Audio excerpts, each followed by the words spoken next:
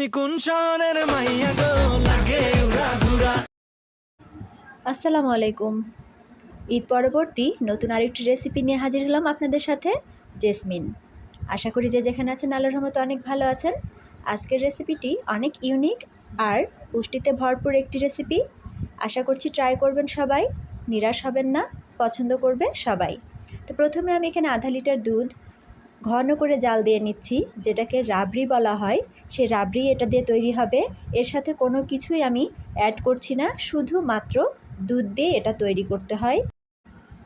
আর প্রথমবার কোনো কিছু আমি যখন ট্রাই করি তখন অল্প পরিমাণে করে থাকি। আপনাদেরকে সেটাই বলবো, যদি প্রথমবার হয় অবশ্যই অল্প পরিমাণে ট্রাই করে দেখবেন কেমন লাগে। ভালো লাগলে অবশ্যই আমাকে একটা কমেন্ট করে জানাবেন। তো এই তো খুব সুন্দর ঘন হয়ে এসেছে। ঠিক এই পর্যায়ে আমি চুলার ফ্লেমটা অফ করে দিয়ে একটু নাড়তে থাকবো, আর এই অবস্থাতে নামিয়ে নিব বা ঠান্ডা করতে দিব। এদিকে আমি হাফ কাপ নিয়ে নিচ্ছি গমের আটা বা হুইট ফ্লোর, যেটা লাল আটা, সেটা আমি হাফ কাপই নিচ্ছি। পরবর্তীতে আর একটু দিয়েছিলাম। আর 1 টেবিল চামচ পরিমাণ দিয়ে দিচ্ছি সুজি। এবার এই দুইটাকে আমি ব্লেন্ড করে মিহি করে নিব, কারণ সুজিটা একটু মোটা দানা ছিল। এটা আপনারা ময়দা দিয়েও করতে পারবেন, তবে ময়দার চেয়ে হুইট ফ্লোর বা গমের আটা পুষ্টিগুণে ভরপুর, সে কারণে আমি সেটাই ব্যবহার করেছি। আর স্বাদ অনুযায়ী দিয়ে দিচ্ছি, মানে স্বাদ বাড়াতে দিয়ে দিচ্ছি এলাচ। আমি একটা দিলাম, দুইটা দিলেও কোনো সমস্যা নেই। এবার সবগুলো উপকরণ, মানে 3টে উপকরণ ব্লেন্ড করে মিহি করে নিলাম এলাচের দানার সাথে। আর এদিকে আমার রাবড়ি যেটা, সেটা ঠান্ডা হয়ে গেছে। এটা আমি ডেকোরেশনের জন্য খানিকটা উঠিয়ে নিচ্ছি। আর বাকি যেটুকু অবশিষ্ট থাকলো কড়াইয়ের মধ্যে, এটার মধ্যে আমি আসলে ব্লেন্ড করা আটার মিশ্রণটা ঢেলে দিয়ে ভালো মতো রাবড়ির সাথে মিশিয়ে নিচ্ছি। এরপরে লিকুইড দুধ ব্যবহার করে আমি ভালো মতো একদম কড়াইটা পরিষ্কার করে নিব। লিকুইড দুধ অল্প অল্প করে আমি বারবারে দিয়েছি।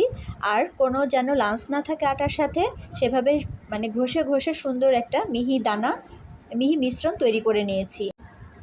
নতুন আর সহজ কোনো রেসিপি দেখলে আমার খুবই ভালো লাগে সেটা ট্রাই করতে, আর ট্রাই করে ভালো লাগলে অবশ্যই সেটা আপনাদের সামনে তুলে ধরি সহজভাবে। এদিকে আমার মালপোয়ার জন্য ব্যাটারটা একেবারেই রেডি। দেখে নিশ্চয়ই বুঝতে পারছেন কেমন থিকনেসটা এসেছে।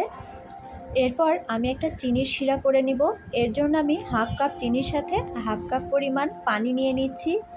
তারপর এটিকে জাল দিয়ে মিষ্টির শিরার মতো ঘন করে নিব।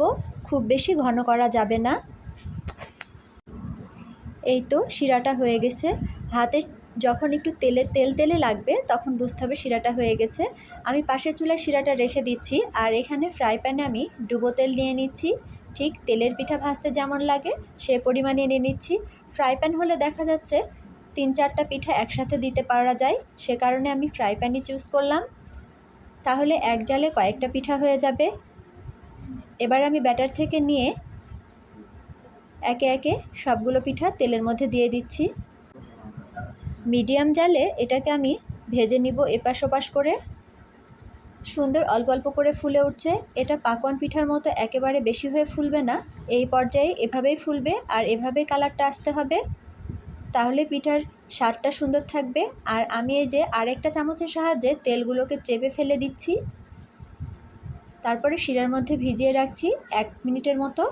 বাকি পিঠাগুলোও দিয়ে দিলাম তেলে। এবার এগুলোকেও তুলে আমি শিরার মধ্যে 1 মিনিটের মতো ভিজিয়ে রাখছি। তারপরে আবারও উঠিয়ে নেব।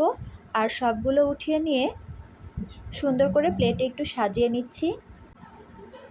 এই রেসিপিটা কেউ ট্রাই করেছেন কি না, বা এভাবে কেউ ট্রাই করেছেন কি না, একটু আমাকে কমেন্ট করে জানাবেন। আর কী নামে আপনারা চেনেন। তো এই তো আমার পিঠাটা ডেকোরেশনের জন্য একেবারেই রেডি। শিরা থেকে তুলে আমি এবার যে করে রেখেছিলাম রাবড়িটা, সেটাই ওপর দিয়ে ছড়িয়ে দিচ্ছি। আর কিছুটা বাদাম আমি কেটে রেখেছিলাম 2 রকমের, সেটা ওপর দিয়ে একটু গার্নিশিংয়ের জন্য দিয়ে দিচ্ছি। এতে করে দেখতেও সুন্দর লাগবে আর খেতেও ভালো লাগবে। তো কেমন হয়েছে অবশ্যই কমেন্ট করে জানাবেন, আর ট্রাই করেও দেখবেন, ইনশাল্লাহ নিরাশ হবেন না। যারা মিষ্টি পছন্দ করেন তারা খুব সহজে এটি বানিয়ে ফেলতে পারবেন বাসায়। ছোট থেকে বড় আশা করছি সবাই বেশ পছন্দ করবে। আজ এ পর্যন্তই। ধন্যবাদ সবাইকে। আল্লাহ হাফেজ।